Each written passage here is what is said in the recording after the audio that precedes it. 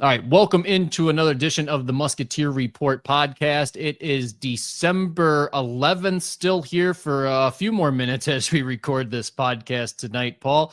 Xavier is ranked 61st in KenPom. They lost at TCU 76-72, and they beat Morgan State 119-58. We're going to talk about that, and more importantly, it is Crosstown Shootout week, so we will break that down. And I'll also talk to our friend Mo Egger to get a preview of the Bearcats later on in the show. But first of all, we've got some news this week that we've got to get to start this show. It was kind of a surprise that popped up just right before the Morgan State game, really, when we saw the tweet there. I think Shelby was the first one to put it out that Trey Green was not going to dress for the game and not be available for that game against Morgan State. And then the following day here on Thursday, as we're recording this, it came out that Trey Green is taking an indefinite leave of absence from the team.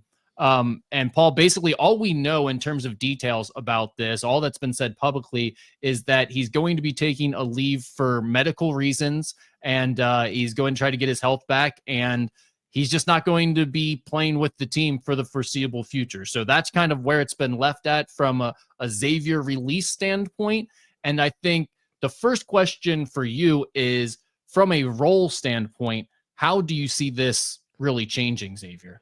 I think this first and foremost impacts Dante Maddox, because the biggest thing that we've talked about with Dante Maddox this year is an inability to play with confidence. He gets into the game, he turns the ball over, or he might miss an assignment defensively, and then that causes him to lose minutes, get taken out of the game. He might not see the court again, or he might see one more war later on in the game. I think this could spur Dante Maddox's confidence to be able to stay on the court, to know that he doesn't have to look over his shoulder for anybody really competing at that spot for minutes with him. Dante's played better in his last two games, especially down in TCU. Sean talked about that a lot after the game against TCU. He said that was the one bright spot of the trip to Fort Worth, was how well Dante played in that game. Hit 3 threes. He was 3 for 4 from 3 against TCU. Decided not to shoot that one heat check 3 from the logo, which I thought was a decisive moment, that he would have shot that earlier on in the season. You can see him starting to fill his role, understand his role, know where he needs to be on the court. Yes, you're going to have the travel. Yes, you're going to have those growing pains, but at least as far as a role goes for Dante, I think that is where this Trey Green news hits home the most, as far as what you're going to see on the court for Xavier going forward. Yeah, I totally agree with that part of this take. You know, I think when you look at Dante Maddox's season, he had the one game against Jackson State where he scored 16 points early, but then it was inconsistent in terms of both his production and his minutes. And you got into that stretch where the team was struggling. You had the Michigan, South Carolina State game. And even before that, personally, for Dante Maddox, the game against South Carolina, where he only played 10 minutes, it felt like the staff didn't really know what to do with Trey Green and Dante Maddox. They weren't getting anything from either one of them, so they're kind of playing them against each other. One would make a mistake, they'd put the other one in, then that one would make a mistake, so they'd put the other one back in, and it was just neither player had much confidence. And it felt like over the last two games against TCU and Morgan State, they made the decision to just go with Dante Maddox, leave him out there more, give the minutes to him, and Trey Green was having less of a role. And, you know, I mean, as far as Trey Green goes, I think you have to wonder how much that played into this. They had the comments about how big his free throws were to seal the win against South Carolina State. Sean Miller talked about how important that was and how that's an impressive thing for him to do. And then in that TCU game, he doesn't really play at all. And you just have to think, you know, did that spark part of this decision for Trey? Obviously, I mentioned right now, all we know is that he said he's taking a leave due to medical reasons, but you also have to look at the reality of the situation in 2024, the transfer portal, guys being very strategic about how they set themselves up with their eligibility. You get to 9 games, you decide you're not going to play the 10th. That is the exact cutoff point for how many games you could play and still retain your eligibility through a medical redshirt. So that possibility is out there. Obviously, we've seen that speculation. I think that's a reasonable part of this. We've talked more about it on the message board, but just from the standpoint of how it's going to impact Xavier, I think honestly, in a lot of ways, it might just be a positive impact. Now, granted, are you going to lose a potential weapon off the bench who could come in and hit some threes when your offense was struggling or a team went to a zone? Absolutely. Are you going to lose a guy who, as we've already seen, could come in at the end of a game and make free throws when the other team's in a foul situation? Absolutely. But I think the one thing that this team does not lack is guys who can do those things. You've got a Dante Maddox, who that's kind of the same role that he can play off the bench. You've got a Ryan Conwell, who's already nails in those late game free throw moments, handling the ball, getting fouled, getting to the free throw line. He's probably going to fill that role in every other game this season. The only reason he didn't in that South Carolina State game was because he had already fouled out, and that's why they went to Trey Green for that. So I agree with you. I think this opportunity for Dante Maddox is that it allows him to play a little bit more freely, a little bit less looking over his shoulder, and also from the coaching staff standpoint, there's no longer the temptation of, if Dante Maddox gets off to a slow start, it's not, well, let's see what Trey Green has today. It's like, no, we got to stick with Dante. We've got to see him through this and get him playing better. And I think ultimately that will be better for Dante Maddox and better for Xavier. Yeah, I agree. I think getting Dante Maddox to a point where he can settle into what he needs to do and be an impact player offensively on this team, that could be a game changer. And I think we all know that for as much as we have talked about the depth of this team and what we thought was going to be the high quality depth of this team, that rotation has obviously shrunk here now as we get into the Crosstown Shootout. But generally, when you get into January, February, March, especially the latter portions of the season, these rotations shrink down to 7, maybe 8. It's just that now this year, it's happened a whole lot quicker than I think any of us thought it was going to. And now you're going to see Dante Maddox, I would assume, play a lot more minutes and get a bigger role quickly because, quite frankly, he's going to have to. Yeah. And I mean, in terms of Trey Green's future, like, look, I don't know that he will be back with Xavier. That seems sort of improbable right now, given that he's taken an indefinite leave and his role never really materialized the way I think he expected to when he came in as a top 75 recruit last season. So, but I will say, I've seen a lot of Trey Green in practice the last 2 years, and he's a guy that I still think has potential to help a team as a weapon off the bench somewhere, in the future. I don't know whether that'll be a Xavier or somewhere else, but he is a guy that can shoot at just an incredible level. And there are obviously other limitations to his game, but I would not be ready to give up on Trey Green in terms of his career just yet. I still think there's the possibility that he will play and score a lot of points in his college basketball career. So that's probably a good place to leave it. I wanted to move on. The TCU game had everyone down, the struggles of the team, the offense. I think it was your fault because you guys are doing all the media distracting Sean Miller. It was my fault because I promised that the team would score 100 points a game, and they're not doing that. So we were really just ruining the entire season for the fan base at that point. But then you have the Morgan State game where they win by the largest margin of victory in school history. Seems like people are in slightly better moods. I'm no longer the team's problems. Paul, how much did the Morgan State performance alleviate the concerns following the TCU game for you? Did you feel like you could take anything away from it? I do. And I want to talk about the Morgan State game in the frame of reference of the Crosstown Shootout, because Xavier as a program outside of, I think it was 2022, might've been 2023. But I think it was 2022. Xavier almost always plays a bye game in the middle of the week leading up to the Crosstown Shootout. When the Crosstown Shootout's on a Saturday, Xavier always plays that Tuesday or Wednesday game. A few years ago, it was a high major game against Baylor. But Xavier always plays that game in the middle of the week to kind of get right, keep their minds focused on a game, and then they look forward to the Crosstown Shootout, which is obviously the biggest game on the schedule for both teams, right? I mean, this is the biggest game in this city. It's a game that means a lot to both sides of this rivalry. One thing that also does is helps eliminate the possibility for too much extra media being done and sound bites like "To Holloway wouldn't start for our team" and things of that nature. Well, and that's what I was getting to, and that's where I say that this Morgan State game, to me, if you're going into the Crosstown Shootout still with the TCU game in your mind, if you're going into that game weighed down with a week off about, oh man, we were winning down at TCU, we were up with the ball with 81 seconds left in the game and couldn't close it out, couldn't finish, made some dumb mistakes down the stretch and just couldn't find a way to win that game. Now you're going into the Crosstown Shootout on the road against another Big 12 team, like you just played a week and a half earlier, 9 days earlier, whatever, and you're not feeling great. But instead, I know it was Morgan State, one of the worst basketball teams I have quite honestly ever watched at the Division I level. I can't remember ever watching a team play as poorly as Morgan State played last night. I mean, they didn't close out really at all defensively. Zach Fremantle and Jerome Hunter could get whatever rebound they wanted to get underneath the basket. Those two guys played real tough on the board. Zach Fremantle 27 and 10 in just 22 minutes on the court last night.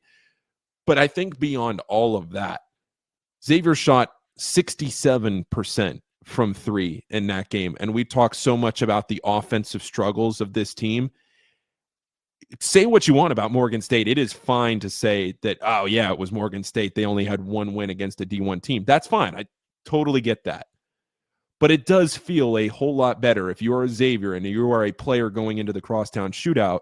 It feels a whole lot better going into that game on Saturday, knowing that you just set the program record for points scored at your home arena and set the school record for largest margin of victory, 61 points. That's a whole lot higher of a note to go into this rivalry game on than a bad loss where you kind of just couldn't get it done at the end against TCU. So that's what I would take away from the Morgan State game as a whole. Yeah, it's like, it doesn't mean anything in terms of telling us how good Xavier is or how they'll stack up against UC or how they'll play against anyone else the rest of the season. Absolutely not. Morgan State is a meaningless game. But to your point, how does Xavier feel about themselves in the moment?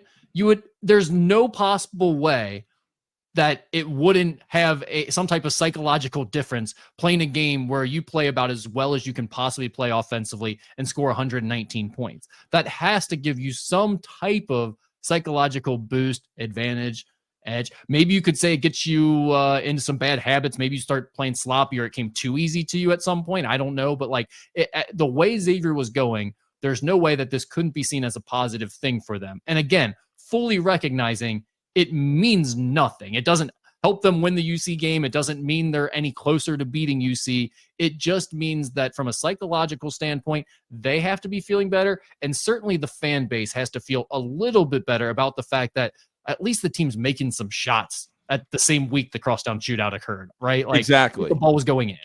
Exactly. And I go back to what I said where, Xavier almost always plays that midweek game. Even you think back to when the Crosstown Shootout was played in that middle of the week section of, January, February, Xavier's having a game over the weekend. I mean, they just don't take that long of a layoff going into the game. You give yourself a couple of days to rest, recuperate, practice, and go into it. But for a game of this magnitude, to be able to have a get-right game earlier in the week and to take advantage of it. I mean, you could say Xavier had a bunch of get-right games this season that they didn't take advantage of. South Carolina State was one of those last Sunday where they almost lost coming off that loss against Michigan to a very bad South Carolina State team. That didn't happen against Morgan State. They came out, did exactly what they needed to do, and that's really the only thing to take away, in my mind, from that game.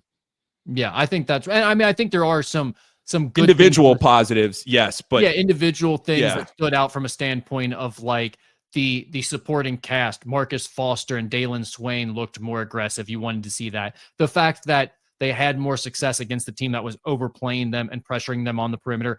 Obviously, there are some legitimate concerns, though. Like, I mean, just beating up on Morgan State doesn't eliminate all of the problems that this team has shown to this point. There are some legit things. What are your biggest concerns as it relates to this team? Now that we're 10 games in. I think it has to go back. We just spent however many, almost 10 minutes talking about the offense of this team, maybe, and what you could learn from a game against Morgan State. And I think it still has to be, let's see it against a high major team. Let's see a team. Let's see Xavier go out and compete against a team like Cincinnati, now Connecticut next week, then Marquette after that, where you're going to face some guys that can really get out, pressure the ball, try to turn you over, and let's see if Xavier can take care of the basketball, because that was a trademark of this team, was taking care of the basketball. And then all of a sudden in a 3-game stretch, they turned the ball over 50 times. Uncharacteristic, bad turnovers too. Just kind of careless with the basketball, not protecting the basketball, bad turnovers. If you can eliminate that, I mean, it cleans up so much. It allows you more opportunities to score, takes away opportunities to score. Even if you say that, Xavier didn't necessarily get killed in points off turnovers, or they negated it, with their own turnovers that they created, it's still taking away opportunities to score from your perspective. So I want to see the offense get back to where it was previously, of flowing the ball around. Can you get it from side to side? Can you reverse the ball? Against Cincinnati, can you work the ball down in the post? I mean, look at what Eric Dixon did against Cincinnati last week. Villanova wins 68-60. Eric Dixon goes for 31. He was a monster. Can you get Zach Freemantle the ball against a guy like Aziz Bandago, or, I'm sure, Dylan Mitchell, Arrington Page, these guys that, are pretty good defensive players. Can you get Zach Freemantle started right away, on Saturday? Yeah, and that's an interesting thing to bring up, because a lot of times teams are going to double team Zach Freemantle. He's not going to get a lot of one-on-one opportunities. But as you saw in that Villanova matchup, that's UC's thing defensively. They guard you one-on-one. Now, will they make an adjustment now that they saw what Eric Dixon did to them and how he single-handedly beat them in that game? Maybe they'll change for a guy like Zach Freemantle, but I don't think so. I mean, Wes Miller, the biggest thing about his defense is they don't want to give up open kick-out threes. They don't want to be in a scramble mode. So they'll really press you on the perimeter. They won't help off of shooters, and they'll play you one-on-one. They'll funnel everything into their shot blockers and their length at the rim. So I do think there is the opportunity for Zach Freemantle to have a really big game, getting to play one-on-one like that on the offensive end. But I think your point about the offense just not being good as we thought before the season is a legitimate concern. And we can say there's still upside there. Maybe they'll still get back to closer to the team that played against Dayton or the team we saw against Morgan State.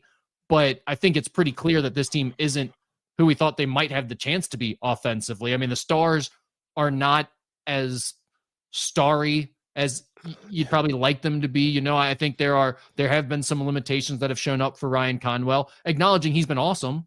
I think there's also there are levels to this, right? Like, you can be awesome, but still expected to be the best player on a team in the Big East. And that's like a really demanding role to be in. Yeah. Like, Quincy Oliveri was the best scorer in the Big East last year. That's the type of guy Ryan Conwell is trying to replace right now. So he can be really good and still not be enough to give this Xavier team what they need. And I think we've seen some of that, especially in end-of-game situations at times, like at TCU. I think the role guys haven't been assertive enough. We talked about Marcus Foster and Dalen Swain giving them more against Morgan State. Well, that's great against Morgan State. But where are those guys in some of the other games, the TCUs, the Michigans?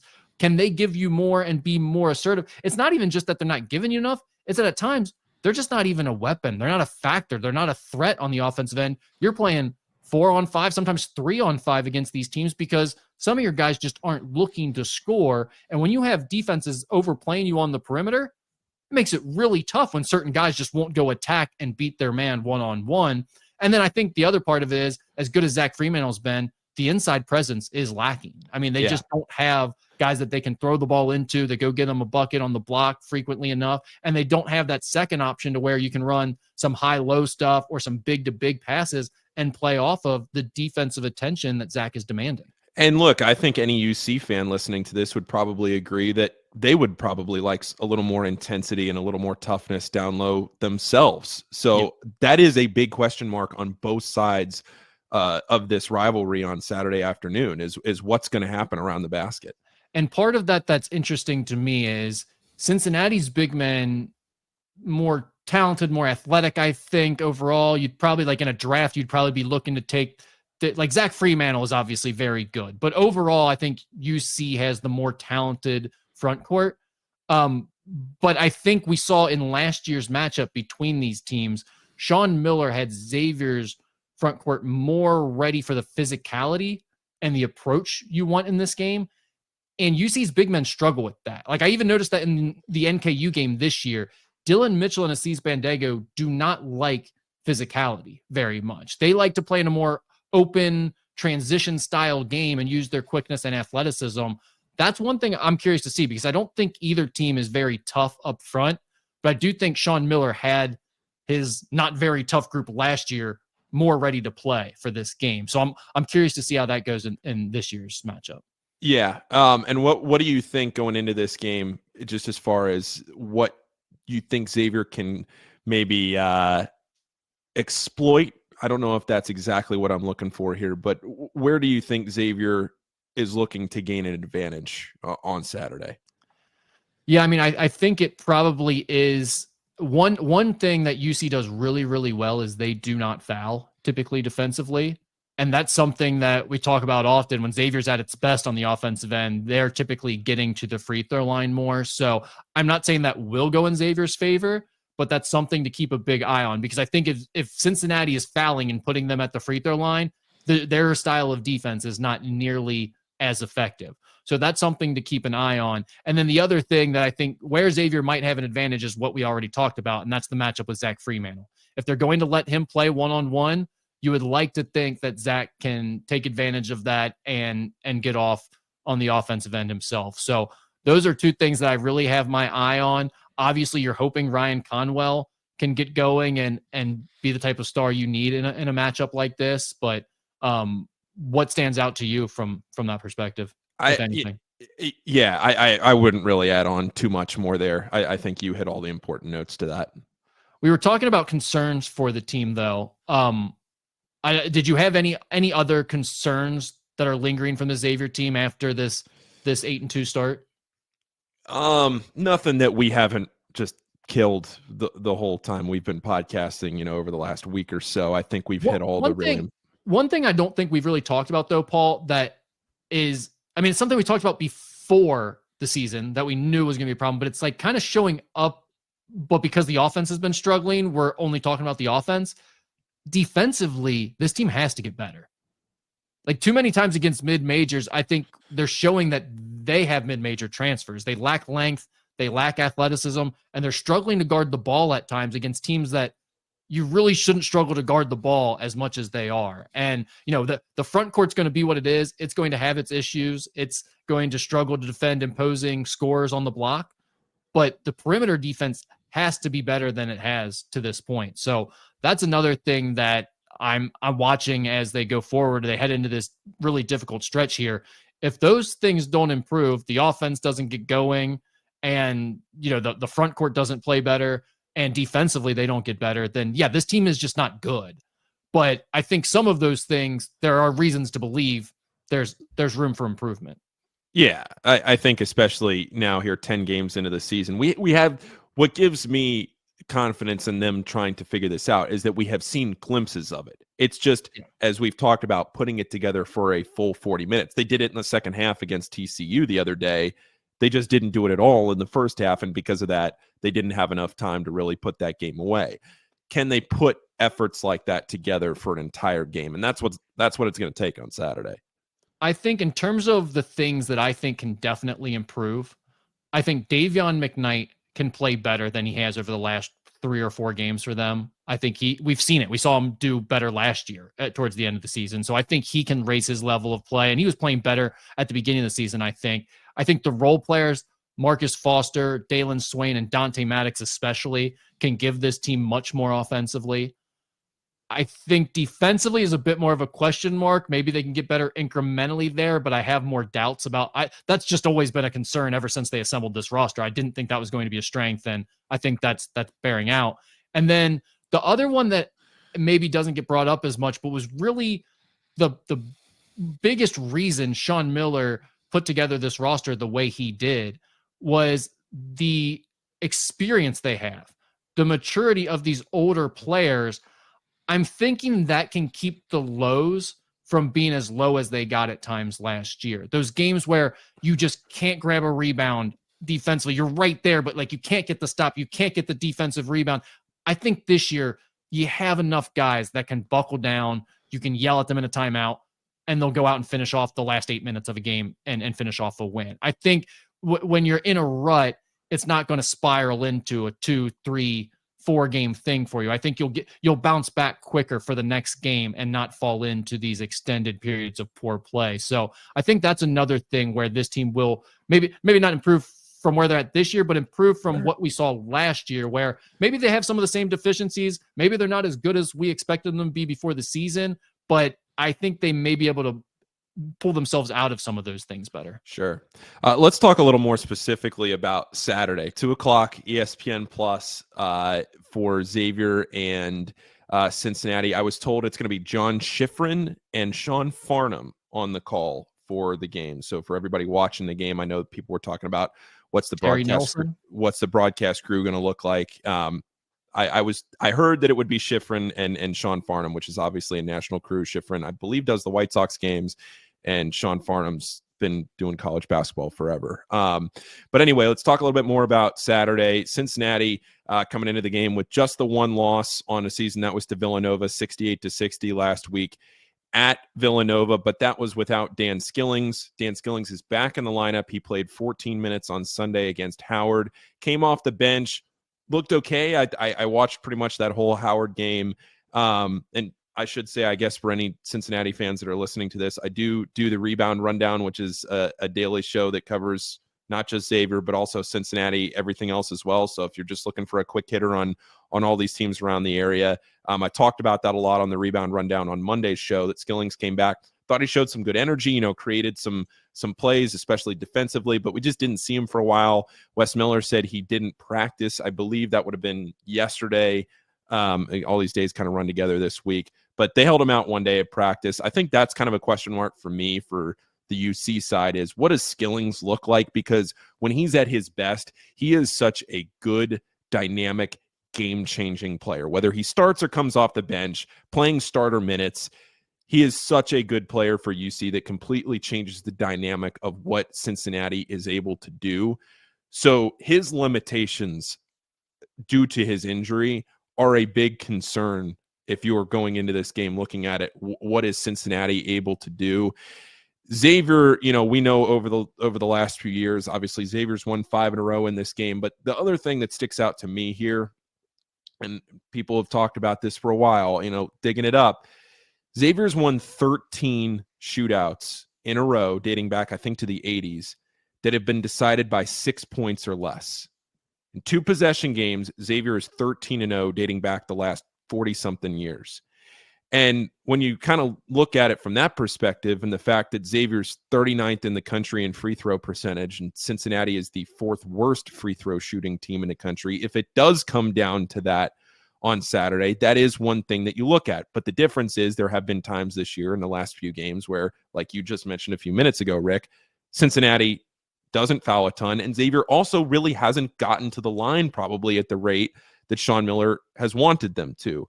So all of that is to say, Cincinnati currently a 10-point favorite on KenPom. My guess would be it probably comes out somewhere in the 9 range, maybe 9 to 9.5 would be my guess. KenPom's usually pretty spot on with that. Well, let's talk about that for a minute. I mean, do you really think it's going to be a 9-point spread in the shootout? I mean, KenPom's never that far. It's generally, I would say it's probably, my guess would be it's no lower than 8.5. I would say. What do you think? You think it's lower? I would be around 7.5 range. I mean, you're right. That is a big discrepancy to be off of KenPom, but man, hard to imagine it's going to be a 9-point spread for these two teams in this type of game. It doesn't feel like either team is playing particularly great basketball right now. I mean, I think I don't think we know about UC. I mean, I know everyone's going to crush them for the Villanova loss, but like you just mentioned, without Dan Skillings, they are a different team.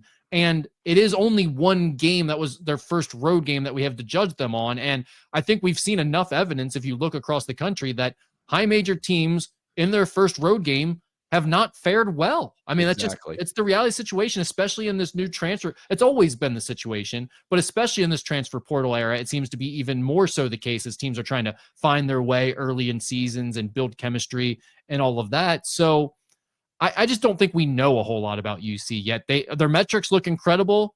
Their one game against a legit team did not look very good at all, but that was also without one of their best players. So there are just so many questions that remain heading into this game. Yeah, I agree. And I think that leads great. It's a great segue, I should say. Leads great. It is a great segue into our next kind of talking point here. How important is this game for both teams? And we'll start with Xavier. What does this game mean for Xavier in the grand scheme of this season? I think it's absolutely huge, especially because of the way the non-conference has gone to this point. I mean, you've destroyed your metrics about as much as you possibly could for a team that's gone 8-2. You know, you've that you can argue about how well they've played in different games, but ultimately the metrics are what they are, and you've sunk a ton for a team that's only lost 2 games. And in your 2 opportunities, I mean, Wake was an okay, like top 100-ish type game, and then South Carolina, not a bad win, but your 2 bigger opportunities against TCU and Michigan, you fumbled away both of those. So in this opportunity, I mean, I think it's a really big one. It's a quad 1 road game, which is the golden egg. If you are trying to put together an NCAA tournament resume, you'd love to have one of those. And also it just would completely change the way the fan base feels about where this season is headed if they're able to get back on the winning side. Quad 1 win on the road, beat your biggest rival heading into a really difficult stretch of games. Yeah, especially with what the next 2 weeks looks like for Xavier. You have Cincinnati on the road, you have UConn on the road, and then you come back home and you play a National Player of the Year candidate in Cam Jones and Marquette to open your Big East home slate on Saturday the 20th. That is one of the more difficult stretches of Xavier basketball, difficult 3-game stretches that I can remember in a regular season in years. And it's here now. And we talked about it in the offseason. You know, what's that stretch in December going to look like? What are all these teams going to look like by the time we get there? All this. Well, here it is. And you have an opportunity here to get that signature win on your resume on the road at Cincinnati, a place you haven't lost since 2018. You know, you won the last couple there. I think as far as what this team can do, I don't think this team is going to be completely overwhelmed by Cincinnati, but Cincinnati has shown a whole lot of good this year that I'm kind of at a loss for what to expect in this game. I think last year, if you remember the podcast last year that we did before the Crosstown Shootout, Cincinnati was favored on the road in that game. It was pretty much a consensus that Cincinnati had the better team. I don't want to say should win the game, you know, by favorite from a favorite standpoint, they should win the game, but it's always tough to win on the road in the Crosstown Shootout. And then Xavier went and got it done. I'm not sure what I expect in this one. I'm kind of at a loss. Yeah, I'm with you on being at a loss. Anything could happen in this game, and it wouldn't surprise me. I'll give my prediction in a second here, but I think it's funny because this game is really big for both teams. But for Xavier, it's really big for this season. Yes. Like overall, no one's worried about whether Sean Miller can win a Crosstown Shootout. No one's worried about Xavier beating UC in the shootout. It's just like it almost make the rivalry better in certain ways if UC actually won a game again and their fans could like lighten up a little bit. Like there's some benefits to UC actually winning a game in the shootout, I think. But from the Xavier side of things, it's about this year. From the UC side of things, it's a really big game, but it's almost more important from the big picture for UC and Wes Miller than it is from this season, because like they can overcome a loss to Xavier this year. They've got a game against Dayton right after it, and they're going to Big 12 play. They're going to have a bunch of big games, and their metrics are so good. They're at an okay spot even if they lose this game. It's a game they obviously want to win, especially given the loss to Villanova, but it's more so big for them because Wes Miller is fighting this narrative now of every year you beat up on the bad teams in the non-conference, and then when you have to play these difficult games, your team looks different and you have trouble with them, and you can't beat your biggest rival, even when you're at home and even when you're clearly better, even when you're supposed to win. And whether it's fair or not, because I know it's difficult to win tough games in the Big 12, the narrative becomes the reality at a certain point. And we're getting dangerously close to that for Wes Miller, regardless of how many top 50 recruits he brings in or pieces of Jordan apparel merch he sells. They are going to require him to win the big games on their schedule and beat their rivals and get to the NCAA tournament. And so from that standpoint, it feels like a really big game for Wes Miller and UC. So you think there is more pressure on UC to win this game than on Xavier to win this game? Of course, yeah, of course there's more pressure because from the overall standpoint, it's the whole rivalry aspect of the Wes Miller. Yes, absolutely. There's more pressure on Cincinnati. I don't think there's any doubt about that. For Xavier, it almost feels like You guys are supposed to win. You've got to win one at some point. How do we keep pulling these off? It's almost like funny if you win it at this point. Well, so from my perspective with this game, for Xavier, you have a bunch of guys on this team that have played Cincinnati before, have played at Cincinnati before. I mean, you think back, Zach Fremantle obviously has played in this game for a long time. But it really only matters for Fremantle, Hunter, and Conwell. Conwell's played 3 times. But Conwell doesn't care about a rivalry with Cincinnati. No. I'm not saying a rivalry perspective, because it's a whole lot different playing Cincinnati than when you're playing them at South Florida or at Indiana State. That's my point. I'm saying personnel wise. I'm not talking about the emotional side of the rivalry. I'm saying personnel wise, being familiar with who you're playing on the team, being familiar with playing the scheme, because maybe UC's cycled through guys in the portal as well, whether it's schematically whatever against Wes Miller. Dalen Swain's played against him. Ryan Conwell's played 3 games against him. He had 18 points in the NIT last year when Indiana State beat Cincinnati. Zach Fremantle's obviously played them. Davion McKnight's played them. And Zach Fremantle's played them. Jerome Hunter, all these guys. So from that perspective, I don't necessarily worry about Xavier being, I think a lot of fans always ask, is Xavier ready? Xavier fans would say, like, are they ready? Are these portal guys ready? Do they understand what they're walking into? I don't think these guys, you don't know until you really walk into Fifth Third Arena.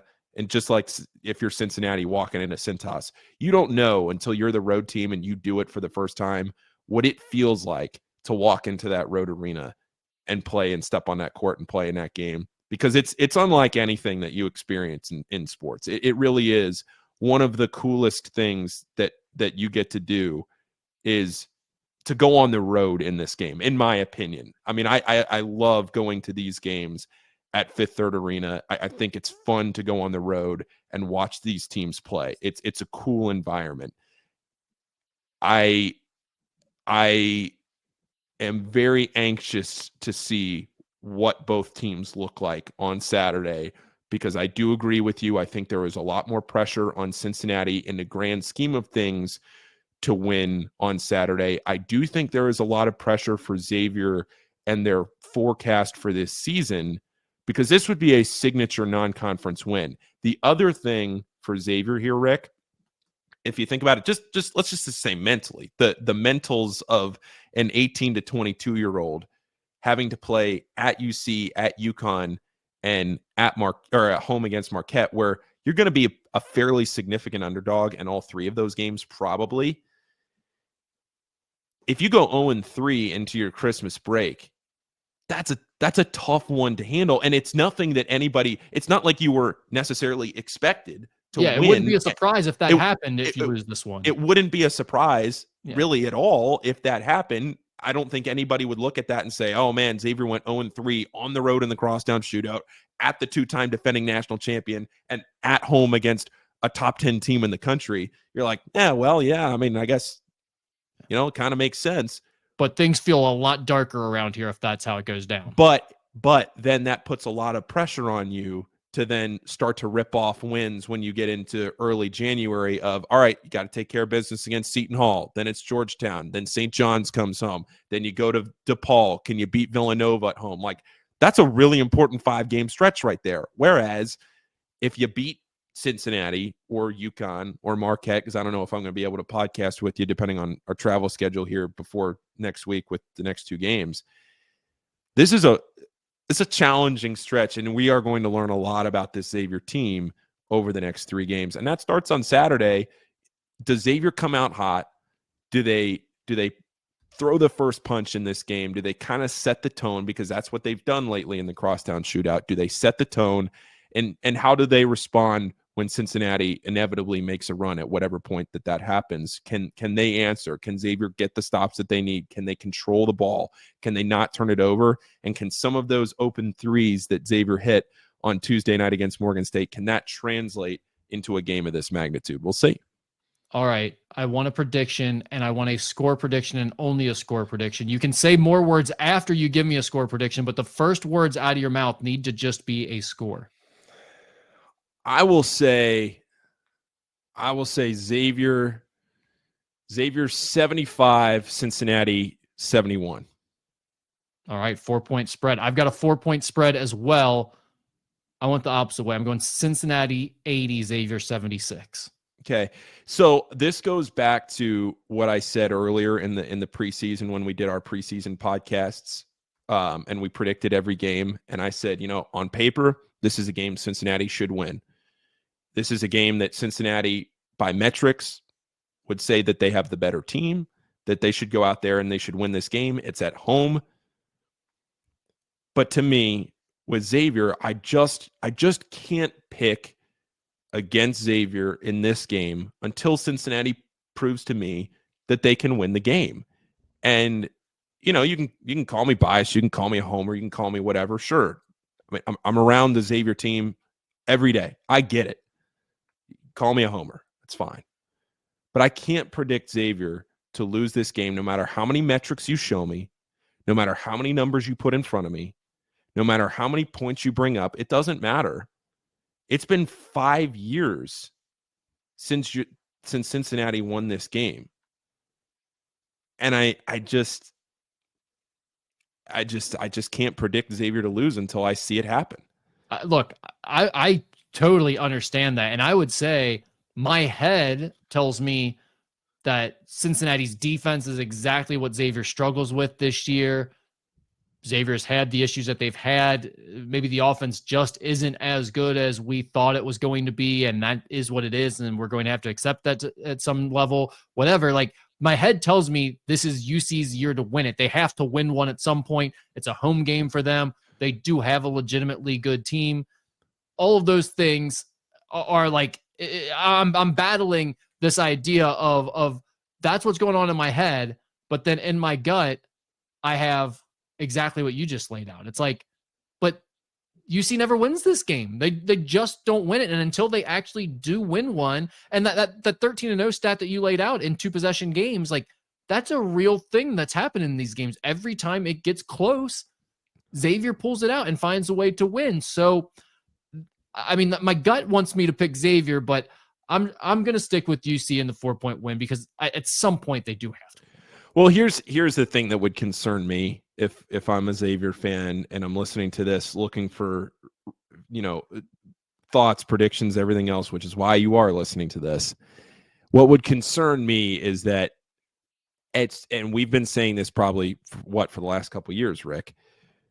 At some point, the shots have to fall for Cincinnati, right? Like, at some point, the ball just has to bounce their way. The shots have to fall. The weird break has to go their way, because that hasn't happened in a long time. That Xavier's gotten the bounce. They've gotten the shot to fall. They've created the turnover. At the end of the game, Sule Boom with the awareness to drive, get to the foul line, win the game at the free throw line. Xavier always has found a way to make a winning play. And at some point, that won't happen. That's just the nature of a rivalry game.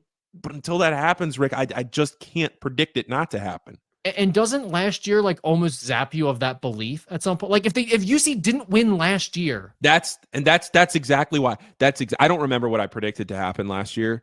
I don't remember what I predicted. Yeah, I don't either.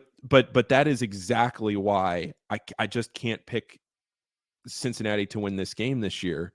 Because I get that. If they couldn't win it last year against a Xavier team that went 16-18, and like kind of a heartless Xavier team, right? Like, I mean, no offense to those guys. Quincy Oliveira was incredible. He had enough heart and soul to drive the entire program himself for a full year. But aside from him, like, it was a soulless Xavier team. They just didn't have a lot of fight to them, and they still found a way to come up with that win. Yeah, I mean, they. Again, at the end of the day, this Xavier program has in a game that we always call a player's game. This is a game that you go out there, you make shots. It is a fun player's game. And you have a player on Xavier and Zach Fremantle, who is, he didn't play in them all, but he's 5-0 against Cincinnati. He's a part of the Xavier team. Has never lost to Cincinnati. These Xavier guys are going to be motivated, and the Cincinnati guys are going to be motivated. I mean, look at Connor Hickman. He's 0 for his last 8 from 3. Is he somebody that all of a sudden comes in and hits 2 or 3 or 4 threes in this game for Cincinnati, kind of gets on the right track. And where we always talk about Xavier having the guy that lights it up, that it's Connor Hickman that comes in and hits 3 or 4 threes, and he's the difference maker for Cincinnati. Connor Hickman's a good bet for that role too. If you're looking for like the unexpected hero in this game for UC, that's a good name. And Simas Lukosius, who's beat Xavier at Butler, certainly knows the intensity against a Xavier team. Cincinnati, well, go ahead. For Xavier, I was going to say, who's the unexpected? It's Dante Maddox, right? It has to be Dante Maddox, unless it's Marcus Foster. Unless Marcus Foster maybe hits a couple of shots, but I think it has to be Dante Maddox, just with the fact that Dante's emerging into that role. Yeah. Actually, I'll tell you how you decide this. You look and see who has the lower 3-point shooting percentage, and then you go with him because that makes it a funnier storyline for UC fans. Marcus Foster is shooting 46% and Dante Maddox shooting 32%. So Dante Maddox is the unexpected hero on the Xavier team, for sure. No doubt about it. And you know, again, I do think this game is a lot closer than a 9 points, if that is what it comes out to be. I don't think Cincinnati right now is 9 points better than Xavier is. Xavier hasn't played to their potential. UC has looked great until the last 3 games. They didn't look outstanding against Alabama State. They lost to Villanova, and they really didn't look great against Howard either. They were only up 4 at the half against Howard, and then they played a lot better defense in the second half, ran away with the game, but they still didn't look great. And it's not like UC's going into this game undefeated. You know, they smacked Villanova on the road, picked up a huge win even without Dan Skillings. Now they have Dan Skillings back, and everything's rolling like a rock down the hill. It's not really going that way. But it's not really going Xavier's way either. And what a way to turn all of that narrative around and head into the Big East season with no bye games left than to go to Fifth Third Arena and win that game with a Xavier team that has all of the potential in the world, and they're just trying to draw it out of them right now. Yep. All right. We're rambling at this point. We're talking in circles. I think we've been over everything you can go over with this matchup. I want to talk to Mo Egger to get the UC perspective here. So, Paul, any parting thoughts here before we talk to Mo? No. Well, actually, one, I would just say if anybody hasn't watched it yet, go make sure you watch the 3rd episode of the All In docuseries that we released today. It's great. I think it paints a really clear picture of the awareness level of these guys, what they are trying to accomplish. I thought Zach Fremantle gave a great sit-down interview in this one. So go make sure you check that out. We started covering all the games in this one. So it's a good episode. Go check that out. Very excited for Saturday. This is the best day of the year in the city of Cincinnati. It is an awesome time to be a college basketball fan around here. So make sure you go check that out and subscribe to the Rebound Rundown. Thanks, everybody. All right, Paul, thank you. Appreciate that. Well said. And it is, I agree with you. It is the best day in Cincinnati, not just in sports, but in general. It is the best day in our city every single year. So I hope you all enjoy it. And let's go to Mo Egger now to talk a little bit more about this matchup.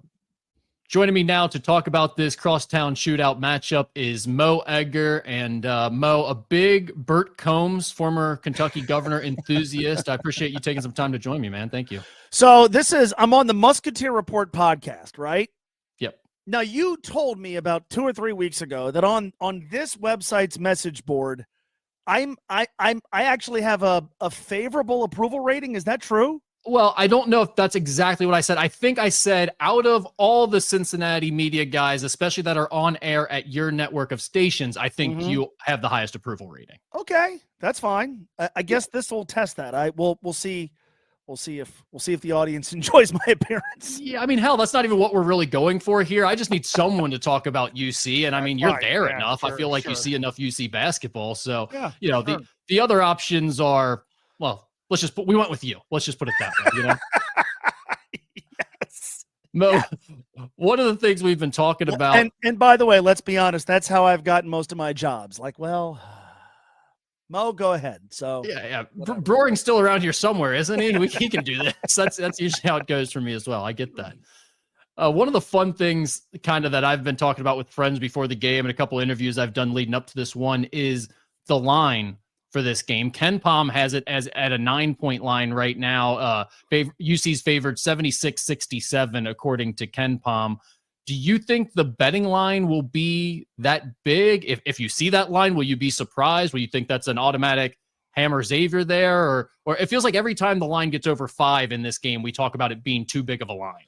Yeah, I think it's going to be anywhere from 6.5 to 7.5. 9 seems like it's a bit much. UC is not playing great. Let's call it what it is, man. I think if you looked at their last 6 halves, if you're a Bearcat fan, and I think specifically if you're Wes Miller, you're pleased with maybe 2 of them. I mean, they're not, if we're talking about the Bearcats 2.5 weeks ago after they played Georgia Tech, when it felt like, oh boy, these guys are really rolling, and now they're getting Dan Skillings back. I think you would have felt pretty confident in laying nearly 10 points. No, my guess is it's somewhere between 6.5 and 7.5. But somebody at the radio station today was trying to convince me it was going to be close to 8.5 or 9, and I don't think that's going to be the case, and I don't think it should be the case either. Yeah, 7.5 is the number I've been on. I think 7.5 is right. I mean, it's rare that they stray too far from the advanced metrics platforms like Ken Palm or Bart Torvik or what have you, and all of those seem to be close to that 10-point number. So I think 7 sounds about right for a rivalry game like this. But if I were a bettor, completely agnostic of covering these teams or being a fan of any of these teams, I think I would like Xavier in a +7 scenario. Without question.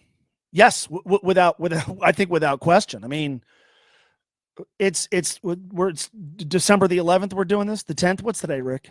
It is the 11th as we're recording this. Yeah, we still, I think the unknowns outweigh the knowns as it relates to these two teams. And I think a little bit more so UC than Xavier. I am going to be unsurprised if the Bearcats win the game, not in a blowout, but reasonably comfortably. And I'm going to be unsurprised if they lose.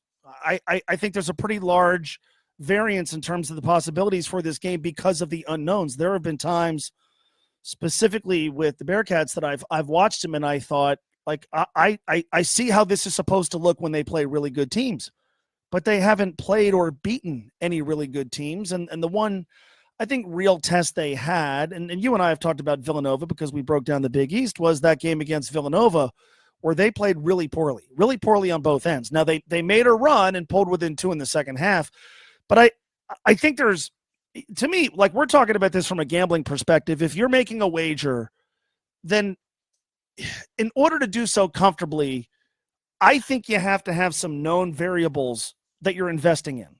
What are the known variables with UC right now? I don't know, and maybe by 4 o'clock on Saturday, we have a better idea. I don't know that there's enough for me in a game like this, a rivalry game against a program with a great coach, that I'd feel comfortable laying a touchdown or more, even at home, against a program that they haven't beat this decade. So yeah, I would feel more than comfortable. I won't do it myself, but I would feel more than comfortable taking those points if it's 7.5 or certainly north of that.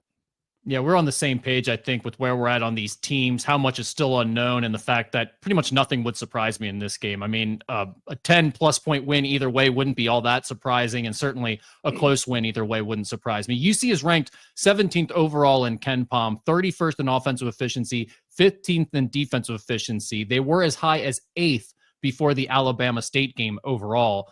How much do you feel like you can trust the rankings at this point with this UC team, given what you've already kind of laid out, that they lost their biggest game to this point against Villanova? Yeah, the Alabama State game, they didn't play well. That was the angriest I've ever seen or heard Wes Miller. And I kind of rolled my eyes and went, yeah, okay. Every team in the country has that game, right? Yeah. It's a bye game. It's the night before Thanksgiving. You just played back-to-back road games.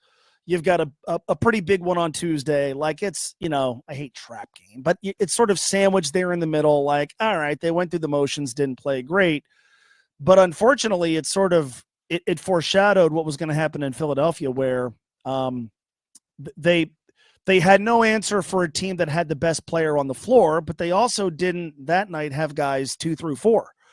And offensively, certainly in the half court, kind of came unglued and really didn't ever get into any sort of flow. I think it was fair to wonder.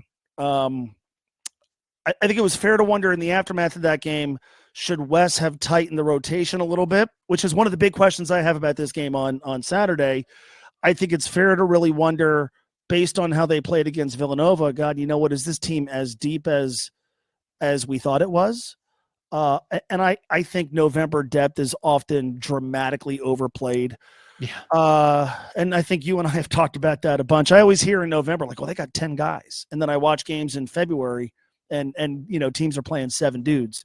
And you see guys on the bench, you're like, that guy was getting 13 minutes in November. What happened? Like, Jay Wright won like 2 national championships with 5.5 players. And everyone was like, we need more depth. I'm like, why? That guy doesn't care about it. Exactly. So I think, unfortunately, the way that they have played over these last, I thought they were pretty good in the second half against Howard, but even in the first half against Howard, they had 8 turnovers, and they came into that game averaging 9 on the year. They were sort of uncharacteristically sloppy with the basketball, and I think the way they have played over the last 3 games has just, I think from a fan perspective, created even more anxiety when it's already there for this game. And I think from a big picture perspective, the thing that has stood out to me is they've just, you think about the Big 12 and you think of physicality, and they're just not bringing that much to the table.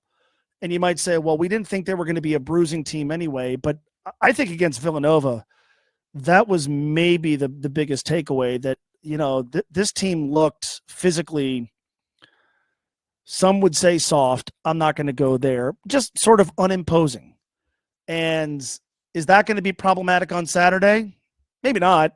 Could that be problematic when they start playing games in the Big 12? Without question. So how does that get changed? How does that get rectified in the coming weeks? And does that present a problem in the Skyline Chili Crosstown Shootout? Yeah, I was wondering about that too, because I was kind of thinking about this UC team, and I think there may be some flaws. I think there may be some weaknesses. I think that those metrics that have looked so lofty to start the year, they come down a little bit now, but are still really impressive, might be somewhat fraudulent, so to speak, or overinflated to this point. But at the same time, I'm not exactly sure like where the weaknesses are or where you want to hit them. What types of teams would concern you most as a UC fan? What traits would worry you? A team that could really, really, really slow them down. Because I think they're best in the open court. I thought the most enjoyable stretch I've seen all season long was against Georgia Tech, when Georgia Tech was trying to defend lob passes both in transition and in the half court, where a UC guard would get into the paint, whether it was Jizzle James or Day Thomas or Connor Hickman, get into the paint, and the defenders would sag off and give them a 10-foot floater because they didn't want to have a lob thrown over their head. And so I think you're playing that kind of basketball when you're beating guys off the dribble on the wing, and you're getting out and running, and you're playing downhill. I think UC's really good at doing that. I think the sort of teams that can slow that down, and all right, you're not going to throw lobs on us, so how are you going to beat us inside? What are you going to do? Do they have somebody that they can throw the ball down low to go get a bucket? I think teams that can force them to answer that question could be problematic. I think teams that are capable of no matter what strengths UC brings to the table, teams that are capable of going on a 10-0 run. I've wondered about this since day one. Who's the guy that's going to go break that? Who's the guy who's the Trayvon Blewett, right? You and I have talked about this to death. The guy who you can't go on a 10-0 run against him because they got a guy who's just going to get a bucket or two, right? And even when things aren't happening in the half court and the other team has, they've seized momentum, they're not able to separate entirely because you got a guy that can just go get you 2, or you got a guy that can just go to the free throw line, or you got a guy who could just, nail a 3 and shut everything down. I don't know that UC has that individual player quite yet. I don't know who's going to close a close game. 3 minutes to go on Saturday. Cats are up 2. Who's the closer? Cats are down 4.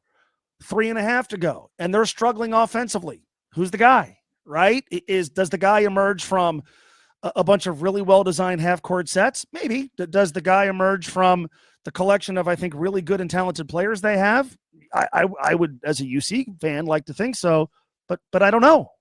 I don't know. And then I think the wild card, and I know you asked about, the sort of teams that can give them a hard time. Like, we've watched them play most of the season without Dan Skillings. So what do the Bearcats look like when Dan is back into the swing of things relative to how they looked before, when they were playing without him? But I think teams that could slow him down, I think teams that could throw it into the post and make UC's bigs play one-on-one defense. And we saw that with Eric Dixon of Villanova last week, that they struggle with that, and he beat them inside and out. But for me, at least, it's teams that could really slow them down and force them to execute in the half court is those sort of teams, I think, could be problematic as the season unfolds. And that doesn't seem to be what Xavier wants to do. I mean, Xavier wants to play up tempo on their end of the floor when they're on offense and run up and down. So it's hard to play really fast on offense and then slow the game down defensively. But at the same time, Xavier does play a pack line, man to man. They'll pack in a bunch and try to slow UC down, stop them in transition as much as they can, I'm sure.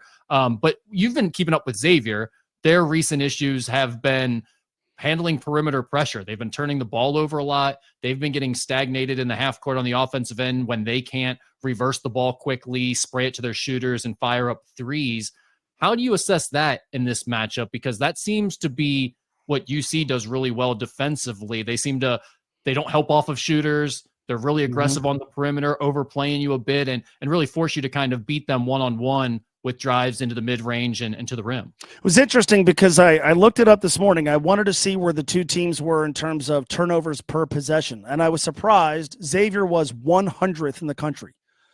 And that was better than I thought, because it feels like at times this year they've been a turnover machine, right? Yeah, recently it's been really bad. Yeah. So, and I didn't pare that down. I didn't go, let's start with the Michigan game, or let's start with the South Carolina game. And I'm not even entirely sure it included the Morgan State tilt, but I was just kind of wondering because, I mentioned Sunday's game. UC came into the game against Howard and they were averaging 9 turnovers a game.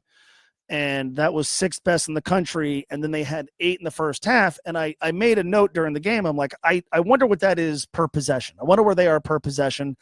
And they were 31st or 32nd, which is pretty good. And then I'm like, all right, Xavier, I feel like at times this year, that offense has just been a turnover machine.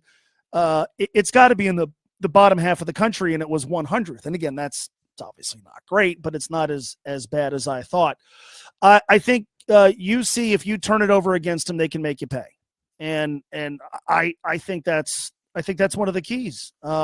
Because I don't think they've been, and again, they haven't really been challenged, I guess, beyond Villanova, but can they get stops in the half court? Can they get stops if you grind them out? Can they get stops if you're careful with the ball? And can they get stops and get the rebound? Because at times this year, specifically without Daniel Skillings, they've had some issues giving up offensive boards. So I look at it, one of the keys to the game on Saturday, what's Xavier's turnover rate per possession? And if it's worse than it has been, then I think UC makes them pay. And if it's better than it has been, then can the Bearcats get stops and rebounds on Saturday? How much does this game matter for Wes Miller? It's enormous. I was thinking about this tonight after my show and just thinking about like what we're going to talk about tomorrow. So I think from a UC perspective, you view the game in a vacuum. It's the Skyline Chili Crosstown Shootout. It's breaking a 5-game losing streak in the series. It's Wes Miller finally winning one. And, from a fan perspective, in the coming days, we'll all hear and see, and in some cases take part in the petty parts of the rivalry. And you'll hear about big brother, little brother, and the school in Norwood. Like, you can only enjoy the small parts of a rivalry if your team occasionally takes care of business and what matters most in the rivalry, which is win the game. And so I think from a Wes Miller perspective, look, you don't have to win it every year. Bob Huggins went 8-8 against Xavier, lost twice as the number one team in the country. He's revered by UC fans. Mick Cronin never won a shootout at Xavier, certainly lost his fair share at home, but his tenure is viewed mostly, and I think understandably so, favorably by UC fans. So you're not solely judged on beating Xavier, but you got to beat him a few times. And also there's this, man. I talked to Scott Springer on my show today, and I said, here's the thing from a Bearcat perspective. It's doubly painful when you lose at home because you assume you're going to lose the next one on the road, right? So it feels like losing 2 games. But look, when you're a coach, and I certainly believe Wes Miller is going to coach in the NCAA tournament this year. And I certainly believe he has the program at a place where you could expect them to regularly see their name called on Selection Sunday. But until that happens, one of the things you're going to be judged on is your record against your crosstown rival. Also, like, their game after the Xavier game is a neutral court game against Dayton, who they lost to last year. And then Big 12 play starts. They have a bye game in between. Do you want to go into the Big 12 with 3 losses in your non-league? Probably not. So I think this game is really massive for Wes Miller, if for no other reason to just check the box, right? Like I think in any program in the country, beat your rival, finish in this day and age, finish near the top of your league, get to the tournament, advance in the tournament. Well, all that other stuff remains to be seen if he can do that this year and beyond, but cross this box off first. And I still think there are some people kind of waiting to see, like, all right, is Wes really the guy? I certainly feel like there's an infusion of buzz and excitement that the program could use. And then I think from a Xavier perspective, and I asked you about this on my show today, all right, if they win the Skyline Chili Crosstown Shootout from an XU perspective, awesome, right? Extend the streak to 6. But this is really about a stretch going into Christmas where at UC ranked, at UConn, which, say what you want about what they did in Maui, still really good. And then the Marquette game, and, Shaka Smart's team, I think, is one of the best 3 or 4 that I've watched this season. So to me, it's about coming out of this run where they've played pretty uninspiring ball against Michigan and against South Carolina State and against TCU. And the way they've played is not going to work against really good teams. And they play, I think, 3 of them in the next week, 2 of them excuse me, that was good. 2 of them away from the Cintas Center. I think from a Xavier perspective, it's really about, like, all right, are we prepared for what happens these next 3? Because if I'm an XU fan, I go, God, you lose the one to UC.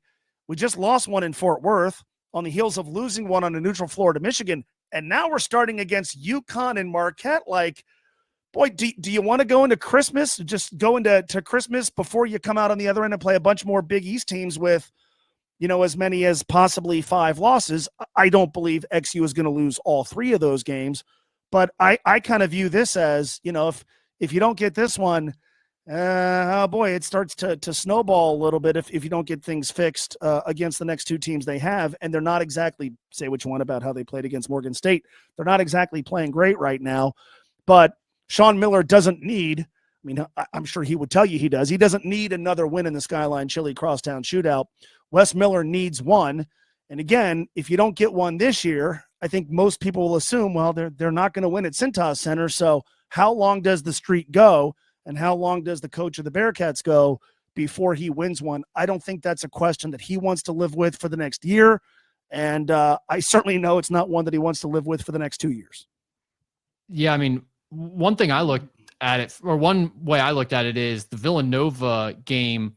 It almost strips away a lot of the rivalry and the UC Xavier stuff in terms of the importance for UC and Wes Miller, because not that I'm going to ever be accused of speaking for the Cincinnati fan base, but it seems to me that there's a growing sentiment of, okay, great, you start off fast every year against these non-conference bye games that you pulverize and you get your advanced metrics up, but then when the rubber meets the road, you lose the close games against the good teams, and then you have the Villanova game happen. It's kind of like, oh no, here we go again. If you lose the Xavier game right after the Villanova game, you very much feel that way. if you get back on track, you get your first win over Xavier as Wes Miller. I think the fan base feels much, much better about the spot that you're in heading into Big 12 play. And then from Xavier, I think you're in a similar boat. I mean, you did for a 7-2 team, you did more damage to yourself from a metrics perspective than probably any team that went 7-2 in the history of basketball. I mean, like they dropped 80 something spots or something in KenPom while going 7-2. It's pretty impressive what they've done, but beating a team like UC who has really done a good job of inflating their metrics would be a big boost for them. Yeah, I think the Villanova game, in a vacuum, okay, they went on the road in a tough place to play and lost a game to a Big East team. Big deal, right? No Worst big things deal. have happened. Yep. No big deal.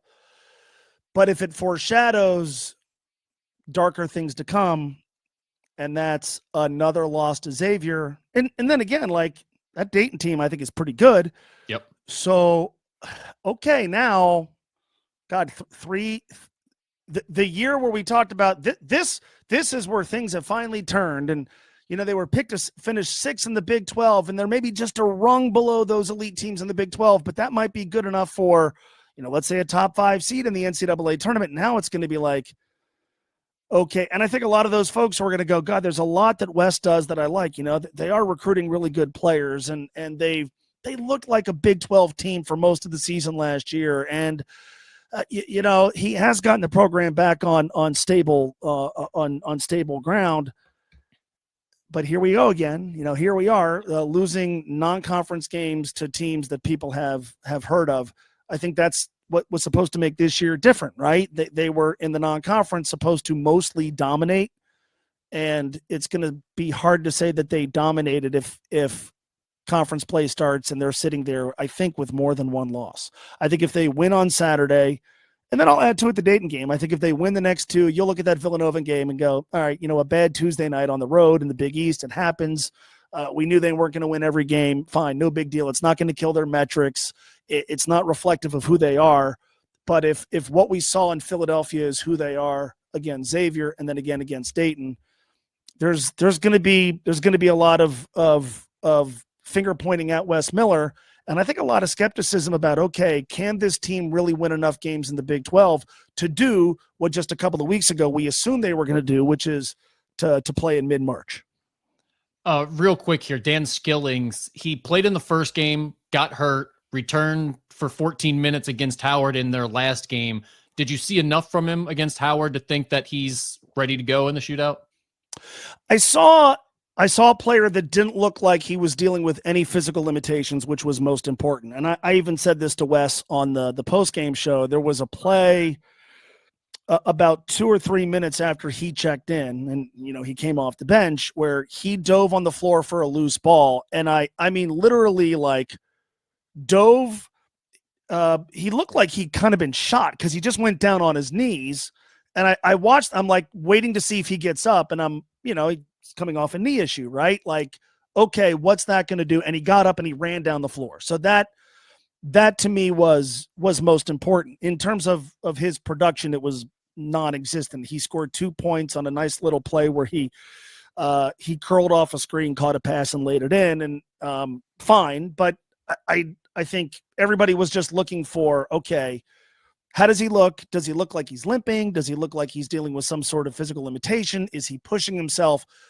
You didn't notice him. Now, you didn't notice him because he wasn't a big factor from a production standpoint, but you didn't notice him because, hey, man, that guy's out there limping, or that guy is out there favoring his legs, so you saw none of that. But I think it's completely fair still to wonder how much rust did he knock off? How much can he play in this game? By the way, against Xavier last year, he played poorly.